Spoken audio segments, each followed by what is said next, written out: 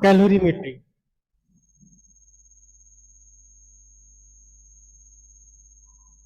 Calorimetry का meaning होता है मेजरमेंट ऑफ हीट ट्रांसफर। एक जगह से दूसरी जगह जो हीट जाए उसका कैलकुलेशन कैलोरीमेट्री है। कैलोरी यूनिट किसकी है? हीट की यूनिट है, एनर्जी की यूनिट है वैसे तो एक्चुअली कैलोरी। और एनर्जी में भी हम पर्टिकुलरली हीट के लिए यूज करते हैं कैलोरी। ठीक है। 1 कैलोरी कितना था, शायद आप सबको बताया था एक बार, 4.186 जूल के इक्वल होता है ना। और कोई बता पाएगा कि वाटर की स्पेसिफिक हीट कैलोरी में कितनी होगी? 1 कैलोरी। क्यों? क्योंकि वाटर का 1 ग्राम 1 डिग्री राइज करने के लिए आपको 4.186 जूल ऑफ हीट एनर्जी चाहिए। कैलोरी में कितना होगा ये? 1 कैलोरी हो जाएगा। ठीक है। तो जब हीट का एक जगह से दूसरी जगह ट्रांसफर होता है तब हम हीट कैलकुलेट करते हैं, और उस कैलकुलेशन को ही कहा जाता है कैलोरीमेट्री। कैलोरीमेट्री। और कैलोरीमेट्री में ये बात याद रखिएगा कि कभी भी हम हीट कैलकुलेट नहीं कर सकते। टोटल हीट हम कैलकुलेट नहीं कर सकते कभी भी। ये हीट का एक जगह से दूसरी जगह कितनी हीट गई है ये कैलकुलेट कर सकते हैं। टोटल हीट कभी, मेरी बॉडी में टोटल हीट कितनी है कोई कैलकुलेट नहीं कर सकता, लेकिन मैंने इसको टच किया यहाँ तो मेरी बॉडी से हीट कितनी निकल कर कितनी गई वो कैलकुलेट किया जा सकता है ना, फिजिकल कांटेक्ट में। तो यहाँ इस कैलकुलेशन के लिए एक प्रिंसिपल होता है जिसे हम बोलते हैं प्रिंसिपल ऑफ मिक्सचर। क्या बोलते हैं? Principal of mixture. सिंपल सी बात है आपका कि दो बॉडीज जो डिफरेंट टेम्परेचर पर है उन्हें आप एक दूसरे के कांटेक्ट में रख दें। दो बॉडीज हैं आपकी, इसका टेम्परेचर 100 डिग्री सेल्सियस, इसका टेम्परेचर 10 डिग्री सेल्सियस, दोनों को आपने कांटेक्ट में किया तो हीट का फ्लो होता है from higher temperature body at higher temperature to the body at lower temperature, provided that the body entire body is at the same temperature. हम मान के चलें कि पूरी बॉडी ये 100 पर है और ये पूरी बॉडी 10 पर है, तो जो हायर टेम्परेचर पर है वहां से हीट जाएगी लोअर टेम्परेचर पर। तो ये लोअर टेम्परेचर वाली बॉडी कितनी हीट गेन करेगी? कितनी हीट ही गेन कर सकती है? कितनी हीट, मैं 2 मिनट तक इसे कांटेक्ट में रखा तो कितनी हीट इसने गेन करी होगी जितनी इसने लूज करी। बस ये सिंपल प्रिंसिपल ऑफ मिक्सचर है। Heat lost by a hot body equals heat gain by a cold body. Heat lost by one body at high temperature is equals to heat gain by the other body at lower temperature. अब वो दोनों bodies चाहे solid हो, दोनों चाहे liquid हो, या दोनों में से एक सॉलिड हो एक लिक्विड हो, एक सॉलिड है एक गैस है, कोई फर्क नहीं पड़ता उससे।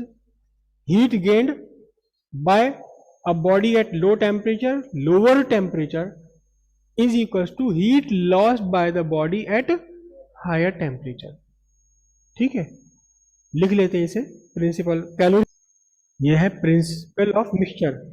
When two bodies at different temperature are kept in contact, heat gained by the body at low temperature is equal to heat lost by body at higher temperature, and at thermal equilibrium the temperature of all the bodies in contact is same। नहीं दी जा रही, system के बाहर से कोई energy नहीं दी जा रही है, तो थर्मल इक्विलिब्रियम पर आकर 1 2 या 10 जितनी बॉडीज आपने एक दूसरे कांटेक्ट में रखी सबका टेम्परेचर एक जैसा हो जाएगा। या सिंपली आप बात समझिए कि ये जो हीट का ट्रांसफर है कब तक होता रहता है? जब तक कि पूरा का पूरा सिस्टम थर्मल इक्विलिब्रियम में आए। पूरा सिस्टम थर्मल इक्विलिब्रियम में आने तक हीट का ट्रांसफर होता रहेगा। और थर्मल इक्विलिब्रियम का मीनिंग क्या है? जब सारी बॉडीज का टेम्परेचर एक जैसा हो गया ट्रांसफर ऑफ हीट रुक जाता है। ठीक है, कैलोरीमेट्री के क्वेश्चन को ध्यान रखिएगा, दो ही फॉर्मूले यूज होने हैं। When there is change in temperature, there is no change in state, heat gained or heat lost is equals to mc delta theta. C is the specific heat capacity, m is the mass, delta theta is the change in temperature. And when there is change in state without changing in temperature, heat gained or heat lost equals ml. L is the latent heat. Latent heat अगर solid से liquid में जा रहा है तो latent heat of fusion, या liquid से solid में जा रहा है तो भी latent heat of fusion, liquid से वेपर्स में जा रहा है या वेपर से लिक्विड में जा रहा है तो latent heat of vaporisation. Okay, तो छोटा सा एक क्वेश्चन लिखते हैं. पहले एक छोटा सा क्वेश्चन बोलता हूँ फिर थोड़ा और बड़ा.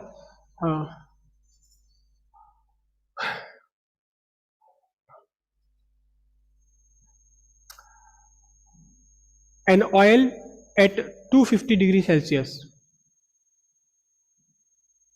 An oil at 250 degree Celsius is mixed with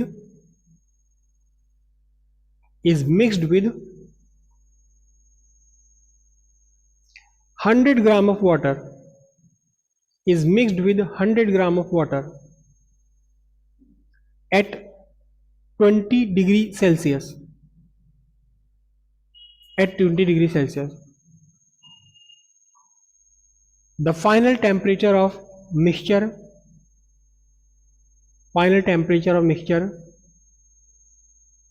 becomes 40 degree Celsius. Becomes 40 degree Celsius.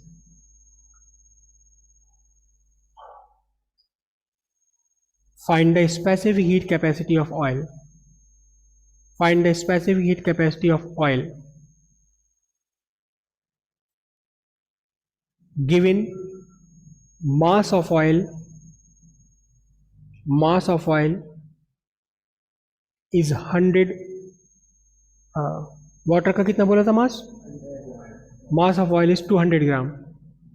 200 gram.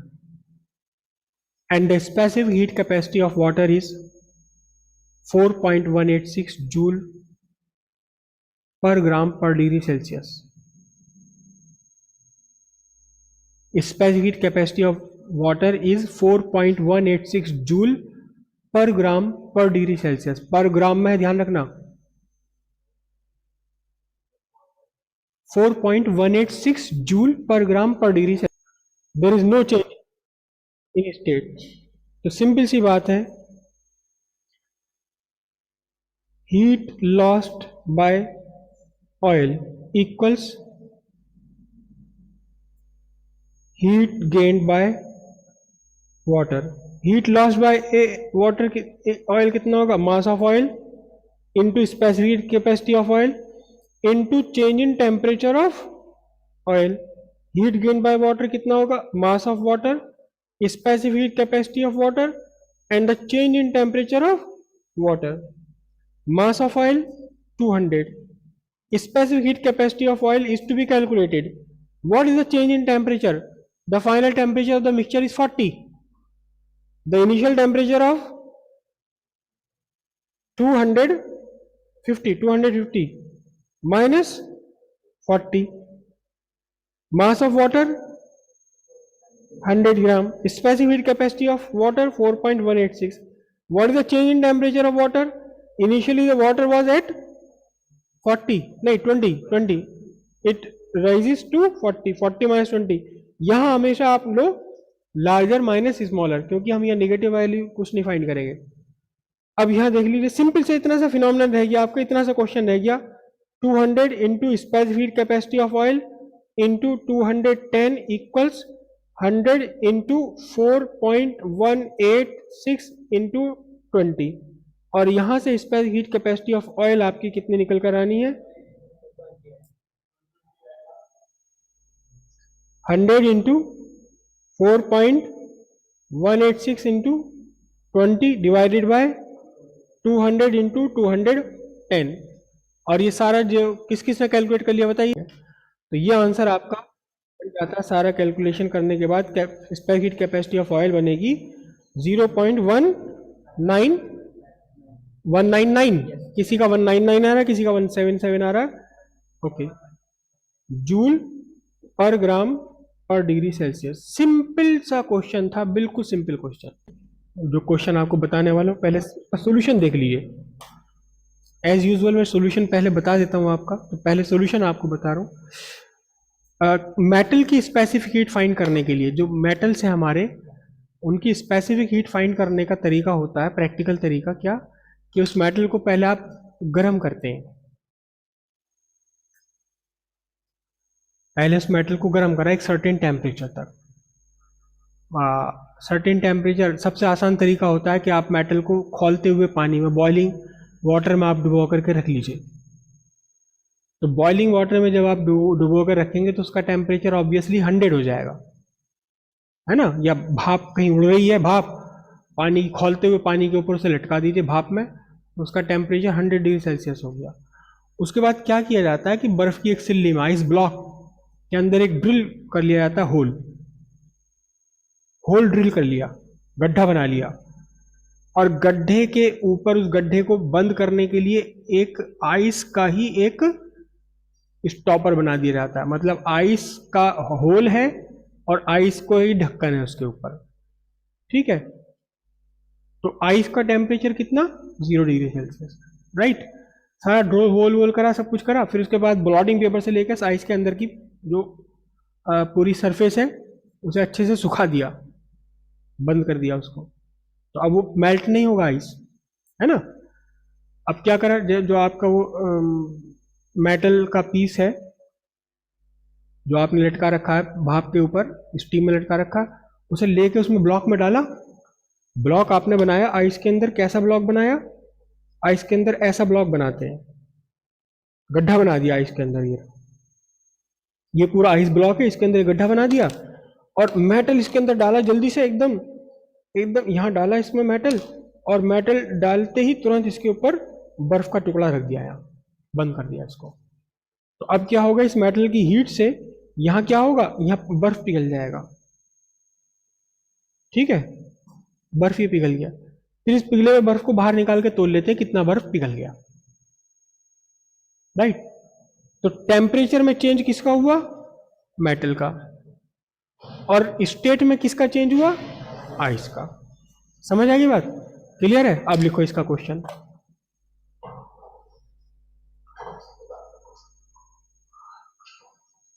$250 piece of lead, 250 piece of lead, LEAD, lead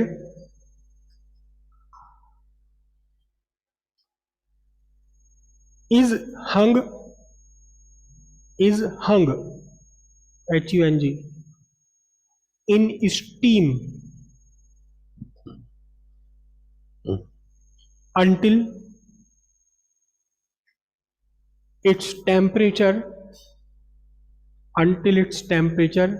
get established, get fixed लिख लो, established में लिखो get fixed। It is quickly dropped into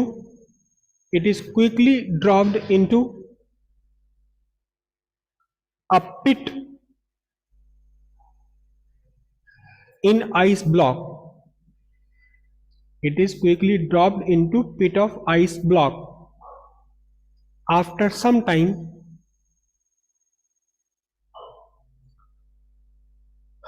8.6 gram water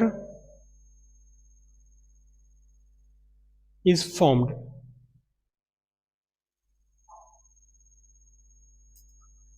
Find the specific heat capacity of lead.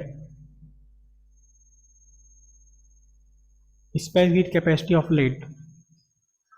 Latent heat of fusion of ice is क्या लिखा, latent heat of fusion of ice is 333 joule per ग्राम।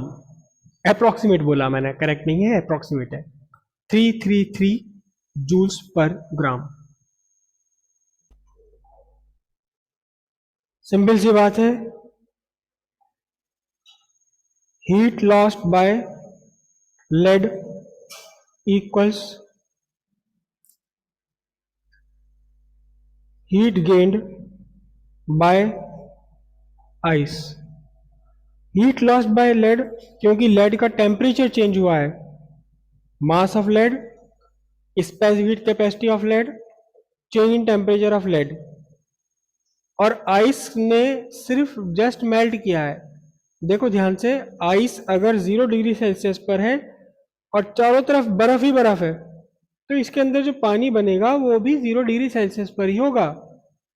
वो 0 से ऊपर जा ही नहीं सकता वो, क्योंकि चारों तरफ आइस बनी हुई है। तो यहाँ आइस जस्ट मेल्ट हुई है, there is no change in temperature, 0 degree ice to 0 degree water. तो हम क्या यूज करेंगे formula, mass of ice into latent heat of ice.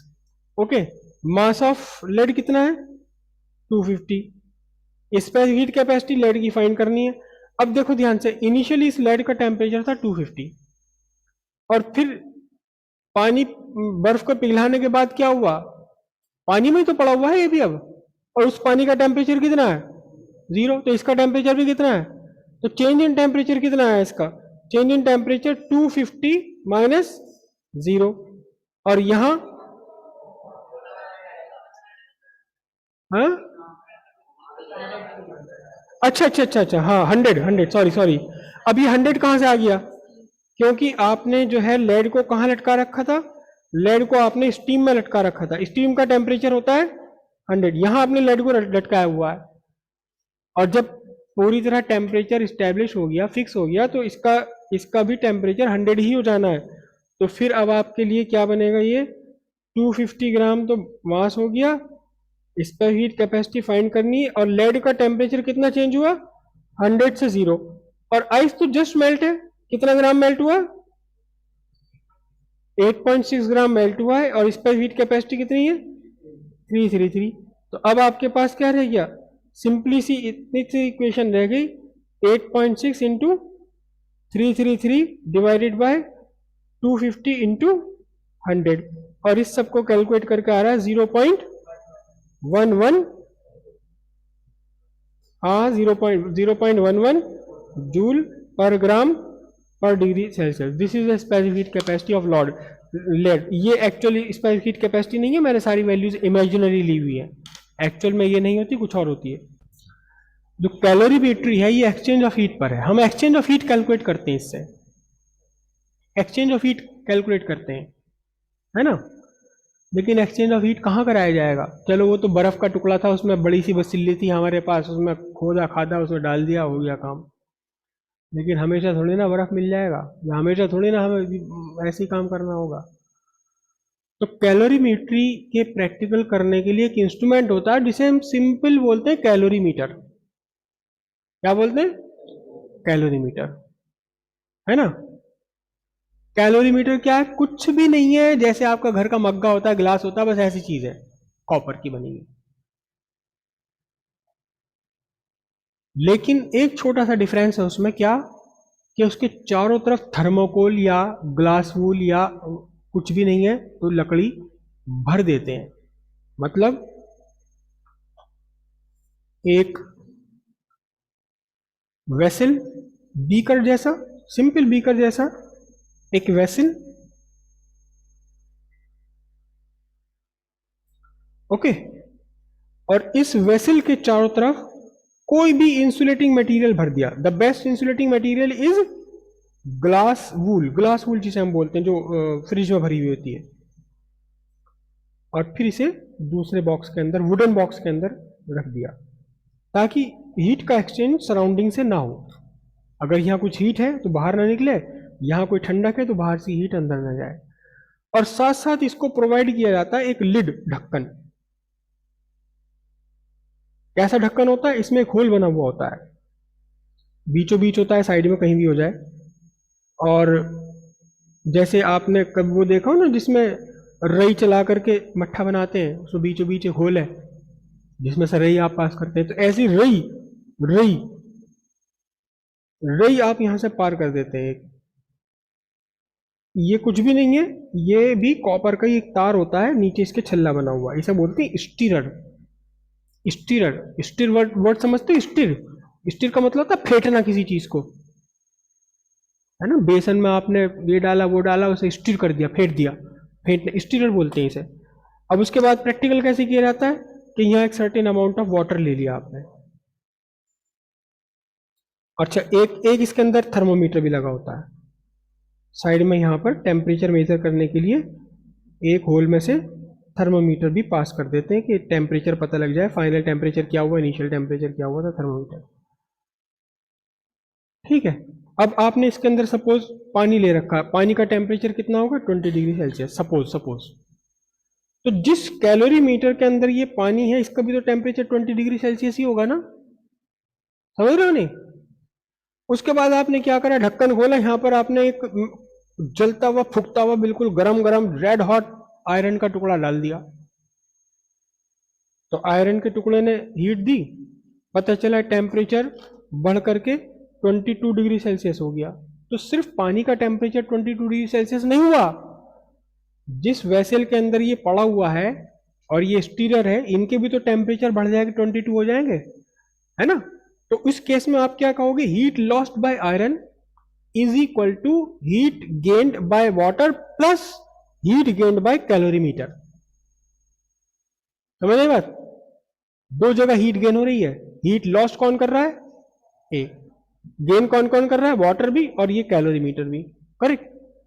अब कैलोरीमीटर में क्योंकि हीट गेन कर रहा है, मेल्ट वेल्ट तो हो ही नहीं रहे, तो formula m c delta theta, c specific heat capacity उस मटेरियल की जिस मटेरियल का बना हुआ है calorimeter, m mass of calorimeter जो भी वैसे ले। अब वो कॉपर का बना हुआ है सपोज, तो उसका मास फिक्स है, कॉपर की स्पेसिफिक हीट कैपेसिटी फिक्स है, तो एम इंटू एल तो फिक्स रहेगा ना। अच्छा, एम इंटू एल क्या होता है बताओ जरा मुझे, सॉरी एम इंटू सी, गलत बोल गया मैं, mass of copper vessel into specific heat capacity of copper, इनका प्रोडक्ट क्या होता है याद करो, क्या क्या था ये,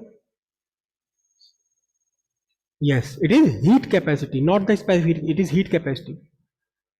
तो सिंपली क्या होता है कि अगर आप मार्केट से लेकर आए कैलोरीमीटर, लैब से लेकर आए कहीं से, तो वो पहले ही लिख देते हैं उसके ऊपर, मार्क कर दिया कि इस कैलोरीमीटर की हीट कैपेसिटी 200 जूल पर डिग्री सेल्सियस है, ग्राम में नहीं थी, 200 जूल पर डिग्री सेल्सियस, मतलब 200 जूल लेगा ये अगर इसका टेम्परेचर 1 डिग्री राइज करना है, या 200 जूल ये अपने अंदर से निकालेगा अगर इसका एक टेम्परेचर 1 डिग्री फॉल कराना आपको। ठीक है, मास और स्पेसिफिक हीट कैपेसिटी का प्रोडक्ट है हीट कैपेसिटी, जो कि जूल पर डिग्री सेल्सियस में गिवन होती है। Okay, simple, heat lost by iron is equals to heat gain by water plus heat gain by calorimeter. Okay, लिखो क्वेश्चन है, 100 ग्राम of water at 20 degree Celsius, 100 gram of water at 20 degree Celsius is taken in a calorimeter of heat capacity 120 joule per gram, oh sorry, per degree Celsius, 120 joule per degree Celsius. A piece of iron is heated in a furnace and quickly dropped into calorimeter. The final temperature becomes 22.5 degree Celsius. A specific heat capacity of iron is imaginary है ना हम, है ना, specific heat capacity of iron is ले लो 0.78 joule per gram per degree Celsius. If the mass of iron is 50 gram, what is the temperature of furnace?